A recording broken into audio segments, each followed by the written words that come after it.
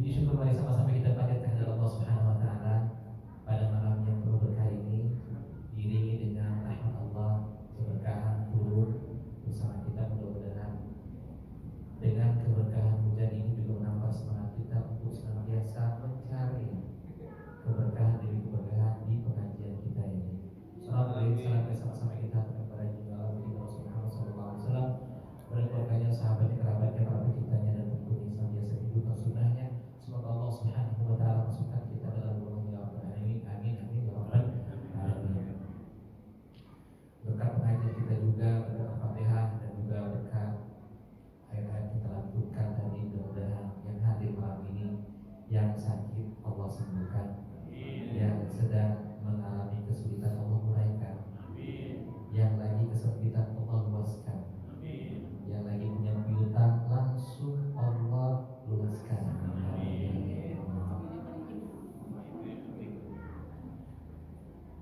Pengajian kita malam ini masih membahas tentang sholat.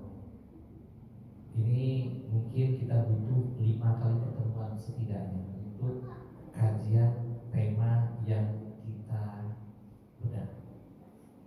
Kenapa? Karena saking pentingnya sholat ini, maha pentingnya sholat ini. Pertemuan sebelumnya kami sudah sampaikan betapa pentingnya sholat ini di mata Allah Subhanahu wa taala, mata baginda Rasul Muhammad SAW. Kalau Allah yang Maha Agung, pemilik alam semesta, kita yang sangat kecil ini, kalau sudah menyatakan penting, apalah kita manusia ini menganggap ini tidak penting. Bahkan untuk inilah kita diciptakan. Bahkan untuk inilah saya Asy'ari masuk ke ini ada di sini sekarang. Untuk ini kita diciptakan. Jadi kalau antum merasa ini tidak penting, lantas yang ada di hati kita apa yang penting? Allah sampai manggil Nabi Muhammad, bahkan malaikat Jibril, Sayyidul Malaikat gak boleh masuk.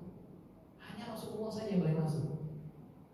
Mau dikasih mandat sesuatu yang teramat penting.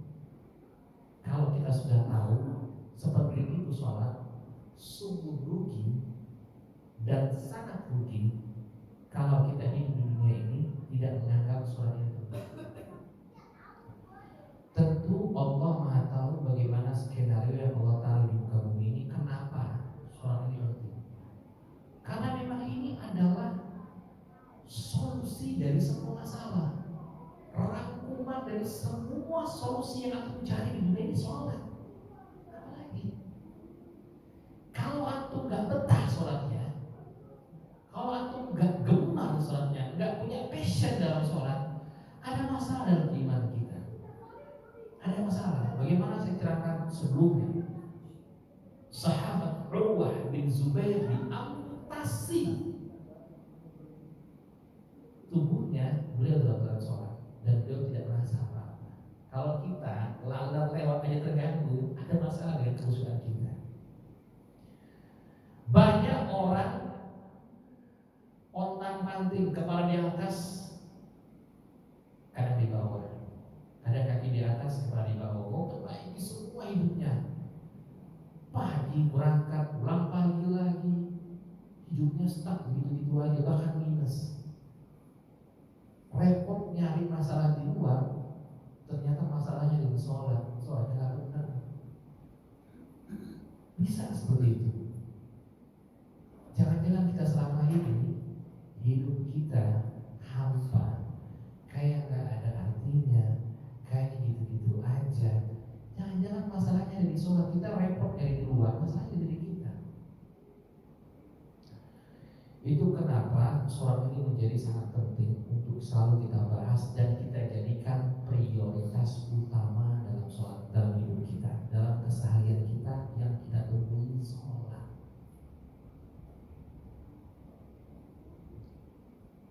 Coba ya Allah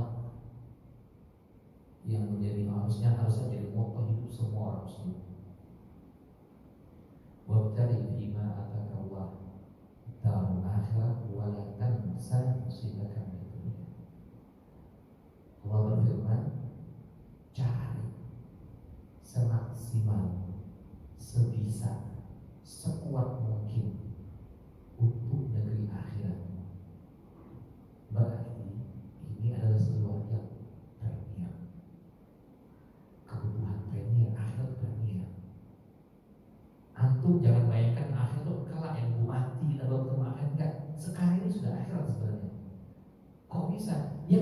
kita lakukan sekarang ini gambaran kita di akhirat nanti.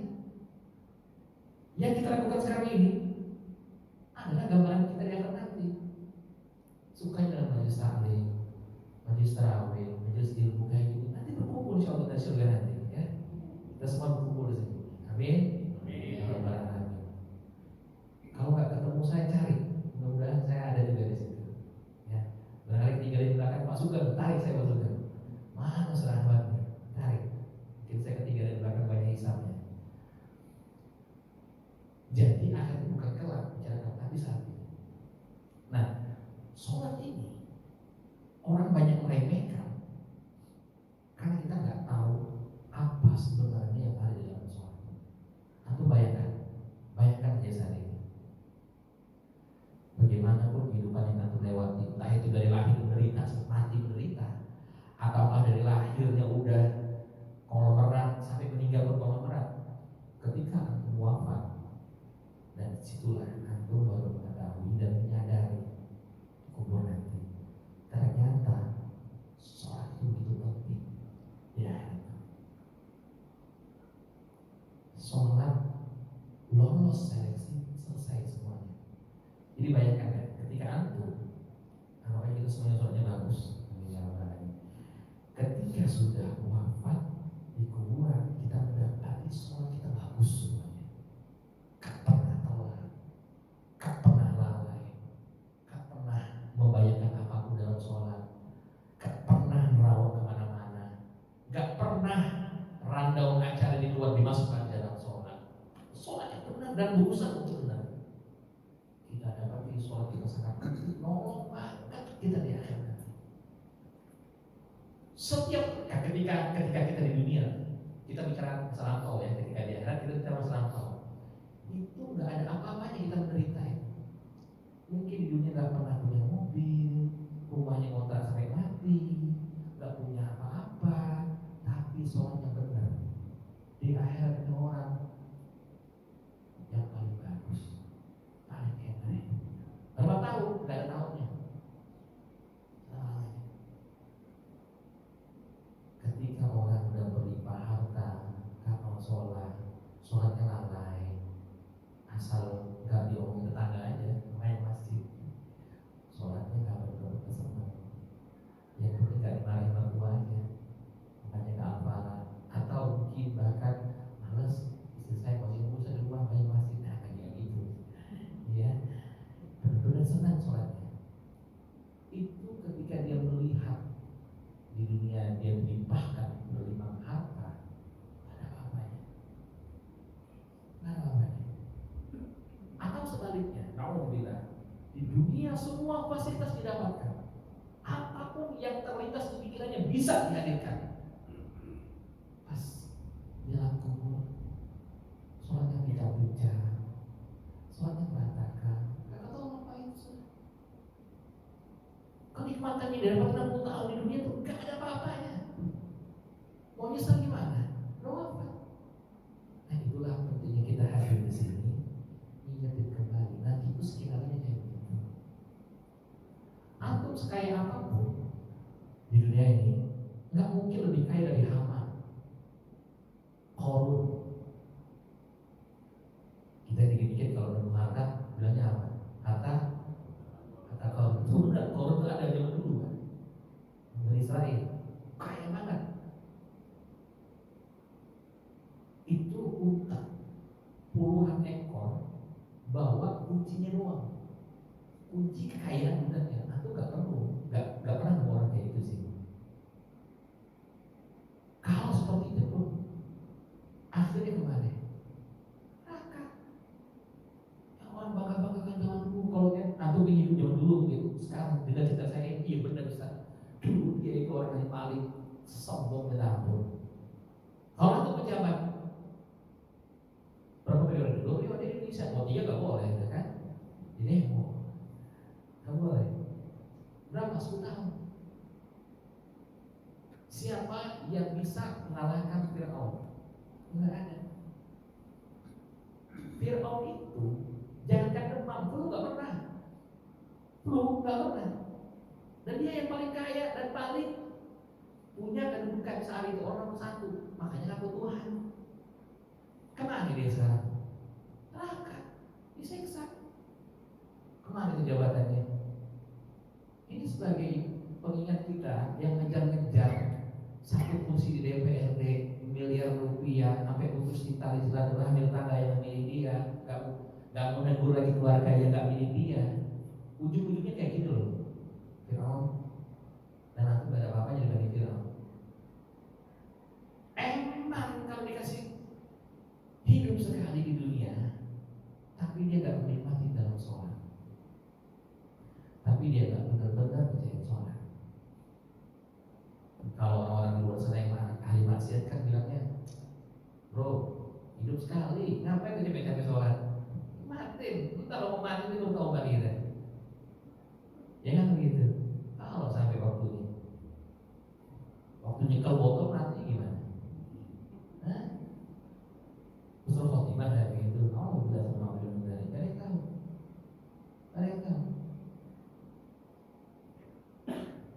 Dunia itu begitu aja lewatnya. Kalau ulama mengatakan, antum kalau di dunia itu seperlunya sekedar kayak antum pergi ke toilet, selesai hajatnya keluar ke rumah, udah bilang sama ibunya sama istrinya, ma nanti masukin saya lode, ya. Istrinya lupa kasihkan Facebook, lupa datang ke rumah, mana masakannya, ayo lupa makannya ada apa telur, makan telur, ngapain terus rengek-rengek marah-marah gara-gara saya lode, besok masih pakaian, ma apa besok ada dinas terus lagi ada yang ingin aja, ya pakai itu besok. Ngapain kita harus teriak-teriak? Ini tips berumah tangga ya.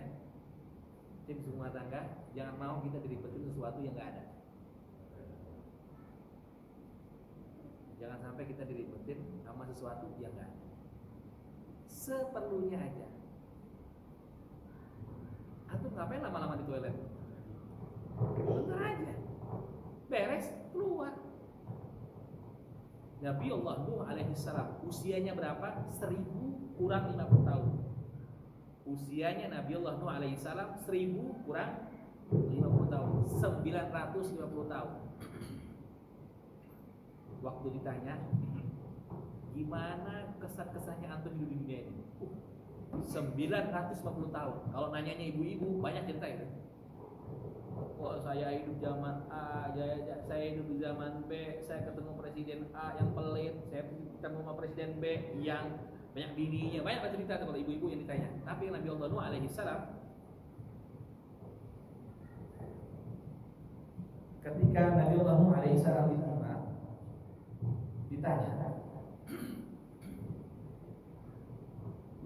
ditanya, bagaimana kau mendapat di dunia ini? Hidup 950 tahun seperti masuk pintu sana, keluar pintu itu. Dan antum akan lupakan kerjaan yang antum bela-belain sampai mundurin sholat. Antum ketika sakit, ya manajernya udah siapin dari antum.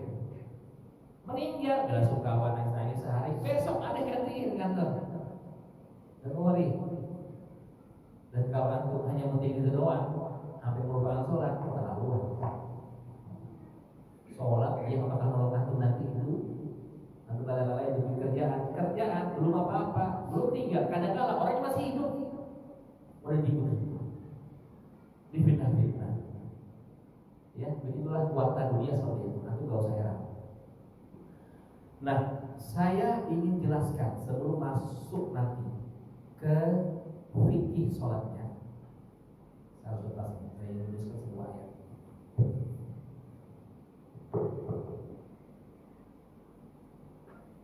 Allah Subhanahu wa ta'ala berfirman. Sebelumnya sudah pernah saya bahas, tapi saya akan elaborasi lagi. Innal insan khulqa halu'a. idza massahu syarru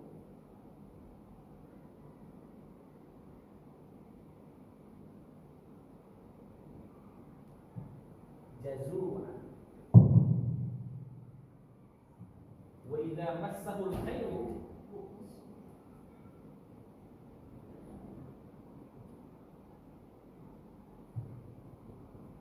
manu'a. Kita bahas satu.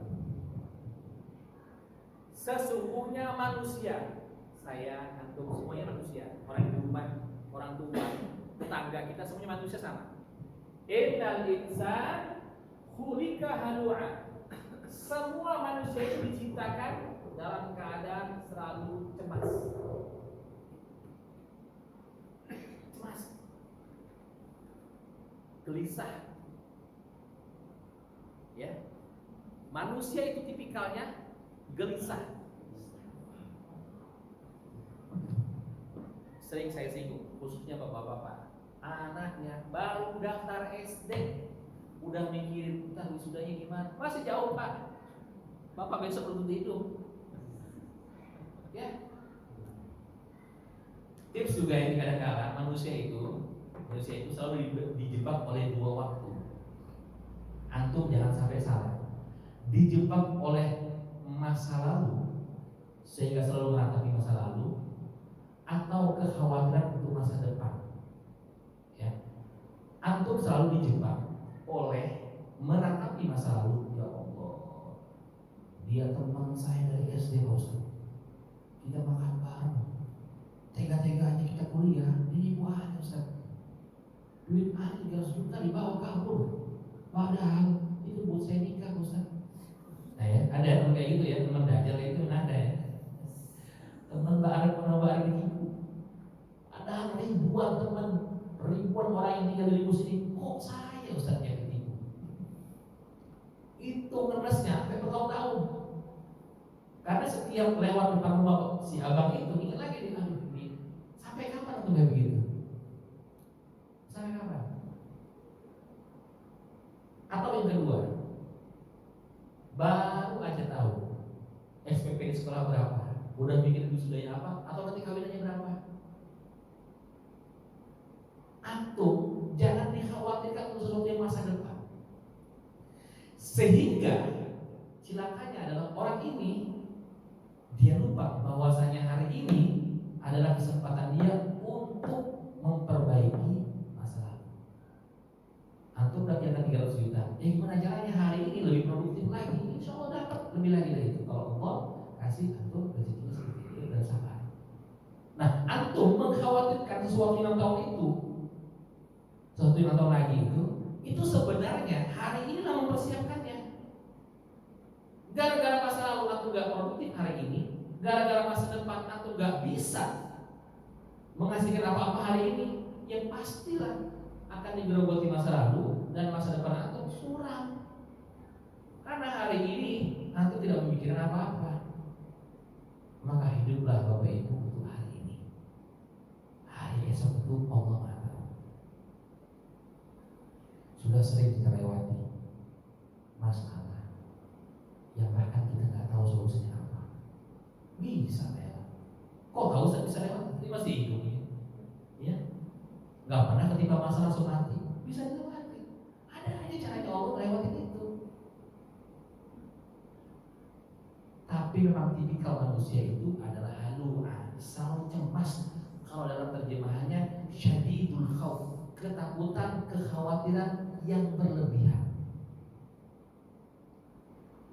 Pak, biasa nggak Bapak kalau udah janjian sama ibu, istrinya, mah kita ke living world ya, oke, nah keluar. Udah di mobil, istrinya buku, mah kenapa mama? Nggak tahu kompor gas masih mati atau nyala. Masuk lagi dia, periksa kompor 2 kali 3 kali dimatiin kompor gas. Masuk lagi, masih bengong lagi. Apa Pak? Itu kayaknya istri belum mati deh, dan masuk lagi dalam. Kenapa? Memang ada tipikal manusia itu syadidul khauf, rasa takut yang berlebihan. Entah benar atau tidak, saya juga meyakini orang-orang yang sudah punya gaji tinggi masih korupsi, dia punya syadidul khauf, ketakutan yang berlebihan, takut anaknya gak makan,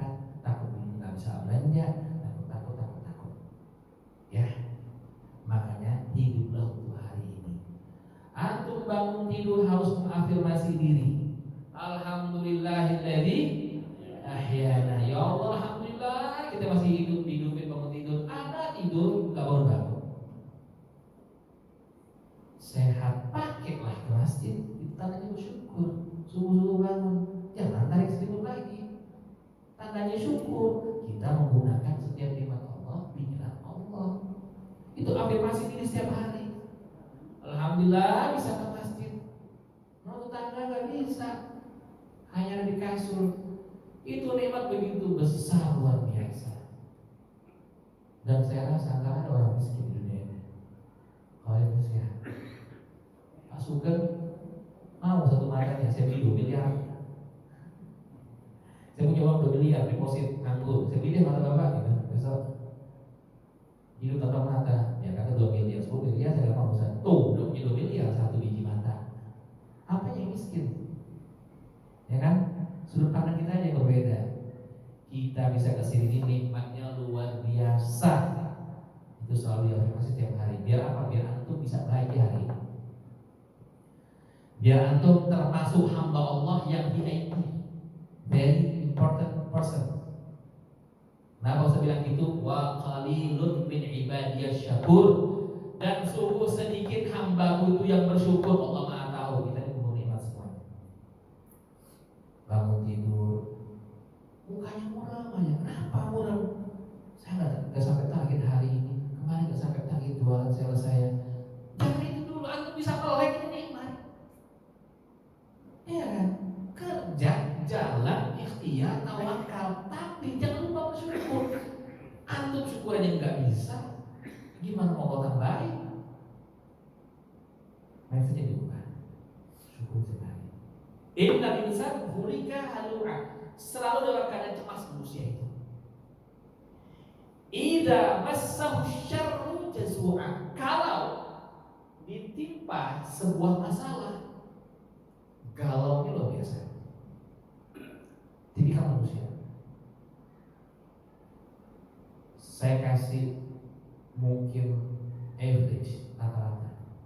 Saya pribadi misalnya dalam setahun adalah mungkin 2-3 kali lah demam ya, atau 3 kali.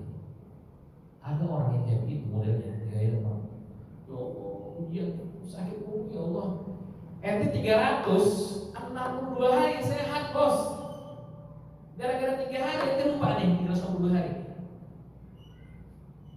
Ini kumpulnya manusia.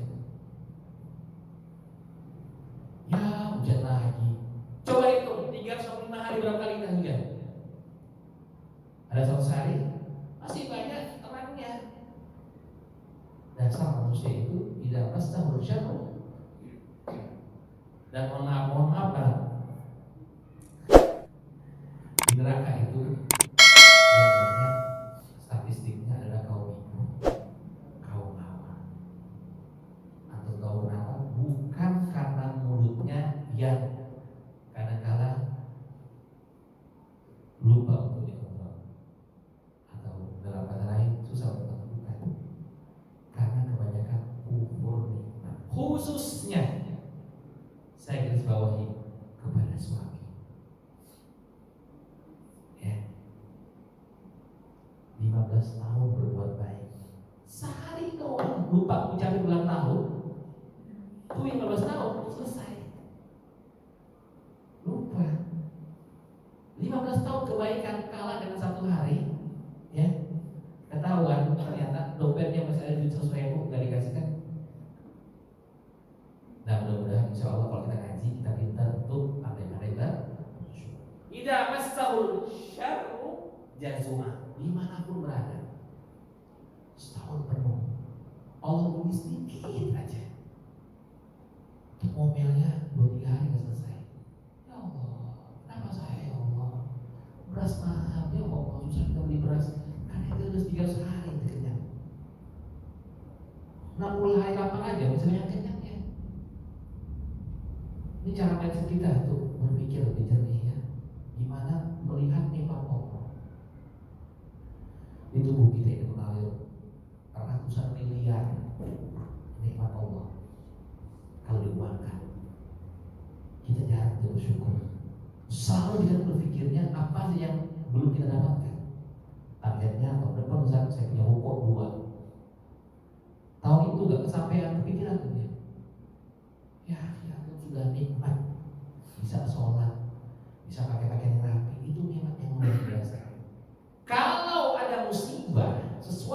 tidak nyaman. Janganlah kita jazua. Jangan sampai kita ini galau yang berlebihan. Diomongin tetangga di grup WhatsApp, ketahuan sama dia, itu gak tidur seminggu bisa. Gara-gara omongan tetangga dalam grup. Orang yang saya bantu selama ini senyum-senyum doang depan saya, Ustaz, ternyata dia menggunting dalam lipatan. Kok bisa? Saya tahu dia punya grup WhatsApp sendiri. Dari mana-mana kita berteman 6 orang, kalau 3 orang punya grup WhatsApp yang gak ada saya, Ustaz, itu terserah. Ada untungnya. Mau dia sendirian bikin grup WhatsApp, biarin. Dunia ini terlalu sempit waktu kita hanya untuk membalas hal-hal yang begitu. Dan masalah yang begituan tidak mungkin masuk ke dalam hati kita kalau kita tidak mengizinkannya. Apa sih sakitnya kalau diomongin orang? Biarin, ngomongin doang. Ya gak? Kalau dia noyol kita noyol balik. Kalau udah main fisik, noyol balik. Kalau cuma ngomongin, biarin. Demam juga kagak gitu kan, diomongin, biarin aja. Jeleknya lagi, wa idza massahul khairu manu'an. Tadi dalam keadaan dia susah, ngomel, dia lupa. Setahu banyak nikmatnya, musibah. Kalau dia dapat kebaikan manu'an, gak mau dia sedekah. Pelit, bakhil, masin. Ya. Waktu dia mau lamar kerja, masjid luar biasa. Dapat kerjaannya, udah lupa tuh masjid. Tidak masalah khairu. Waktu belum dapat jodohnya, waduh dasarnya kemana ya? Dapat jodohnya, selesai, lupa menasarnya. Rajin ngaji belum bekerja, ya Allah, belum dapat kerjaan yang enak. Lupa ngajinya. Itu tipikal manusia. Yang pertama, manusia itu selalu galau, gelisah, cemas. Idza massahu syarru jazua. Kalau dia dapat sesuatu yang gak nyaman, dia ngomel, dia akan butuh dan sebagainya. Dan gak ada baiknya orang kayak begini. Wa idza massahu khairu manu'a. Dikasih nikmat sama Allah, dia lupa berbuat kebaikan. Dia malas untuk menepati janji-janjinya. Ini tipikal manusia pada umumnya. Tapi semua teori ini Allah bantah dengan ayat selanjutnya.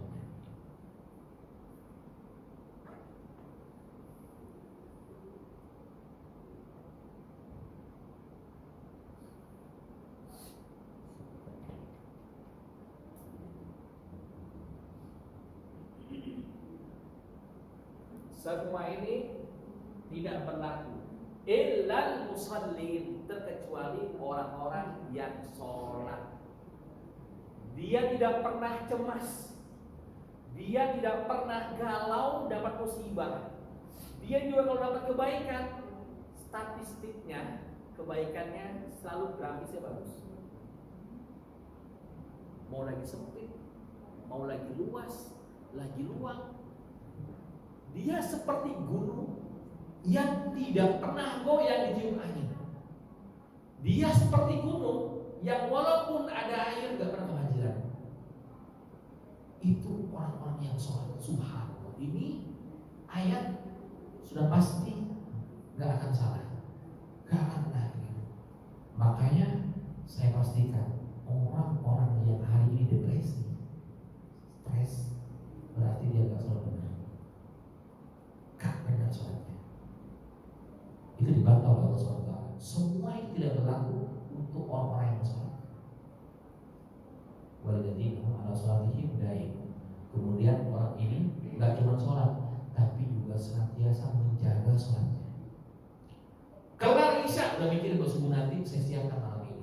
Kelar subuh dia akan mikirkan subuh nanti saya dalam keadaan siap waktu azan dikumandangkan.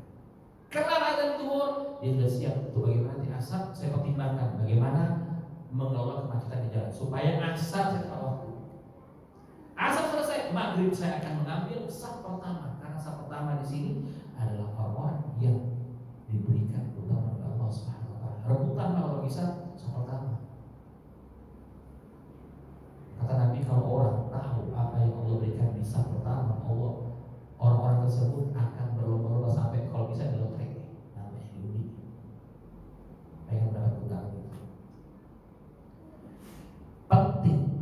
diutarakan masalah ini karena faktanya di Indonesia ada kurang lebih 6,1% ya penduduk Indonesia itu rentang umurnya 15 tahunan. Dan fakta yang ironi adalah 1 dari 3 remaja kita mengalami gangguan mental, depresi. Akhirnya apa? Ketahuan. Akhirnya apa? Dia akan menyalurkan energinya pada hal-hal yang Allah benci. Saya yakin kalau dari kecil antum sudah didik, ya Masya Allah ada anak kecil di sini tentang bagaimana sholat itu penting. Saya sederhana untuk mendefinisikan orang tua yang berhasil didik anak tentang sholat. Orang tua sudah tidak perlu menyuruh anaknya gitu sholat, itu antum sudah berhasil. Salah satu kesusahan kita sebagai orang tua, kita nggak perlu ingetin anak-anak sholat. Kalian sudah cepat, tapi nggak ada itu betul-betul karena angkat suara harus sholat. Kenapa? Karena sudah ditanamkan dari kecil anak itu pentingnya sholat. Gak susah Pak, ngajarin anak itu gak susah. Kita yang jadi contoh, pakai nabi, dan pakai peci, makanya pakai mukena, jangan lepas mukena dari Indonesia. Anaknya udah lihat, dia pengen kayak mama, dia pengen kayak papa. Dengan begitu kita bisa menanamkan itu dari rumah. Jangan mimpi anaknya bisa rajin sholat kalau kita telat. Dan ini akan kita pertanggungjawabkan di hadapan Allah Subhanahu wa taala. Ditanya kita, anak itu titipan Allah, bukan hak milik kita. Allah titipkan bagaimana kita mengelola anak ini untuk bisa sholat kepada Allah Subhanahu wa taala. Jadi salah satu kesimpulan yang bisa kita ambil pada hari ini adalah kita ini banyak kesulitan untuk mengatasi kesehatan mental karena jauh dari sholat. Atau mungkin bisa jadi sholatnya begitu saja, hanya gerakannya aja sholat, hatinya nggak tahu kemana, pikirannya kemana, atau bahkan dia nggak tahu khusyuk itu apa. Walaupun kita sholat, yang dihitung pahala oleh Allah adalah kadar dzikr, kadar kita ingat kepada Allah pada waktu sholat, itu yang dihitung. Ada yang sholat nilainya cuma 1%, karena ingatnya pada waktu takbir doang. Allah ngayal dari situ. Sampai apa? Tiba-tiba udah salam aja. Padahal nggak kayak gitu. Hah? Apalagi makmum, apalagi waktu maghrib atau waktu duhur sama asar. Nah, udah salam aja. Ngayalnya tuh kasihkan. Hah? Oh, udah salam aja. Ya. Nah, ini masalah kita bersama. Saya pun kadang-kadang kalau sesuatu yang penting di luar sana, ya, misalnya, saya sudah siapkan untuk bertemu pejabat atau klien penting. Waktunya kapan? Jam 1. Saya harus menghafal talking points, beberapa poin yang harus saya hafal. Itu subhanallah muncul dong waktu sholat. Ya, wah ini masalah besar, kayaknya masalah internasional nih. Semua orang menghadapi hal sama, tapi tidak mengapa. Antum pernah ingat nggak dulu? Kenapa waktu sholat justru hal yang lupa di luar sholat ingat yang sholat? Mana dompet yang nggak tahu Pak? Sholat Allahu Akbar, baru Fatihah. Oh iya, lah ente-nya usulnya di situ. Ente usulnya ini dompet. Tapi ada penelitian yang mengatakan seperti itu. Kenapa? Karena memang pikiran dan hati kita itu fokus, sehingga apa yang lupa sebelum sholat itu ingat juga sholat. Kenapa? Itu ada plusnya juga, berarti antum khusyuk, antum fokus. Tinggal setelah itu dia udah lupakan, terus lagi sholat. Nanti kita akan masuk. Ini kan masih dulu kita ya, masih dipikir-pikiran masalah sholat. Apa tips-tipsnya supaya kita bisa khusyuk sholat? Di antaranya saya buka tipsnya. Nanti kita pelajari. Paham makna bacaan sholat. Paham makna bacaan sholat. Bayangkan aku berkomunikasi langsung kepada Allah Ta'ala. Gak usah presiden deh, bupati deh, aku punya aksesnya. Sebelum ketemu bupati, aku punya masalah banyak. Silakan kata Bupati, hadap saya. Antum cerita, fase antum ceritakan. Saya minta proyek Pak Bupati, tapi saya nggak dikasih. Saya udah kerjain tapi belum dibayar sama ini. Saya jadi sampul dari proyek ini tapi saya belum dibayar. Belum saya kerjain. Itu pasti antum kayak gitu. Kenapa? Anak tuh udah siapkan komunikasi itu. Begitu juga dengan sholat. Kalau antum bisa memahami apa itu dalam sholat, subhanallah, tidak ada masalah sebesar apapun. Kecil, wallah nanti kecil dalam sholat. Kan saya udah berinci dari awal. Sholat itu di atas langit ke-7. Penyerahan mandatori sholat itu langit ke-7. Dan hanya kata Allah dan Muhammad. Saking pentingnya. Berarti ini rahasia besar. Kok bisa Allah mengatakan nanti di akhir itu? Jadi skemanya adalah kalau sholat benar berarti amal yang lain kamu periksa. Kok bisa sih percaya itu? Kok bisa ada garansi dari Allah? Kalau sholat benar yang lain benar. Berarti kalau kita masih maksiat, masih beli duit, masih zina, masih ngomongin orang, ada masalah dengan sholat kita. Sholat benar jangan masuk surga tuh. Di satu sisi, tadi saya sindir ibu-ibu banyak di neraka. Di sisi lain, ibu-ibu orang yang paling mudah masuk surga.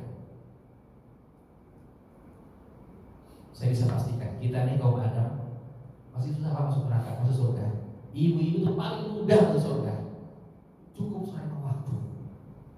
Waktunya puasa-puasa. Dekat tidak suami, masuk aja. Nggak ada taklim ini juga nggak apa-apa, nggak suka juga nggak apa-apa, cukup wajib. Mudah kan masuk surga. Tapi kenapa masuk nerakanya banyak? Karena tadi itu kufur nikmat. Nah, dari sini kita belajar syukur nikmat, syukur nikmat, syukur nikmat. Gak usah membandingkan sama orang lain, gak usah membandingkan dunia ini sama ibadah kita. Ibadah kita kenceng, kenapa kita rezekinya kurang? Enggak ada masalah itu, enggak ada sangkut pautnya. Tapi kalau antum sholat, hidup antum jaminannya tenang, bahagia. Allah mampu nyiksa orang kaya tanpa ngambil hartanya. Allah mampu membahagiakan kita tanpa harus dikaya. Ini sholat pokoknya